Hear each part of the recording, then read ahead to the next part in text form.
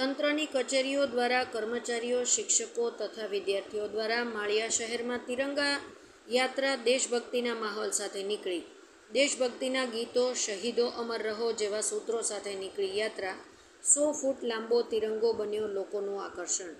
આ યાત્રામાં ટીડીઓ મિલન પાવરા, મામલતદાર જે પટેલ, પીએસઆઈ ગઢવી તથા સરકારી તંત્રના અધિકારી કર્મચારી સહિત શહેરની ગિરનાર હાઈસ્કૂલ, સરકારી હાઈસ્કૂલ, ગર્લ્સ હાઈસ્કૂલ, તાલુકા શાળા સહિત શાળાઓના શિક્ષકો, વિદ્યાર્થીઓ, ગ્રામ પંચાયતના સરપંચ જીતુભાઈ સિસોદિયા સહિત સભ્યોની પણ ઉપસ્થિતિ પ્રેરક રહી હતી.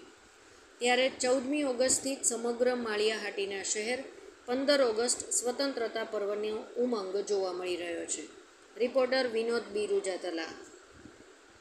મારું નામ મિલનકુમાર પાવરા, તાલુકા વિકાસ અધિકારી, તાલુકા પંચાયત માળિયાહાટીના.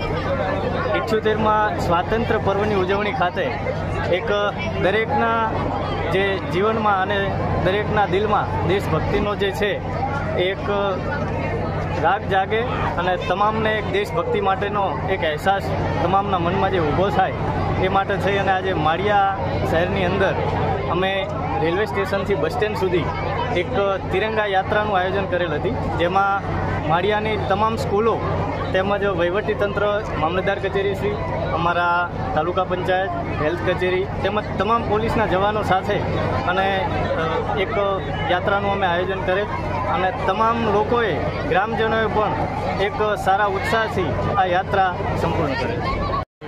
ઉજવણીના ભાગરૂપે આજે 14મી તારીખે સાંજના 4 વાગે માળિયા ખાતે તિરંગા યાત્રાનું આયોજન કરેલ છે, જેમાં ગિરનારી સ્કૂલ, હાઈસ્કૂલ અને ટોટલ મળીને 500 વિદ્યાર્થીઓ, પોલીસ સ્ટાફ, તાલુકા પંચાયત, આરોગ્ય, બીજી કચેરીઓ, વહીવટીતંત્ર, ટોટલ મળીને 700 જેટલા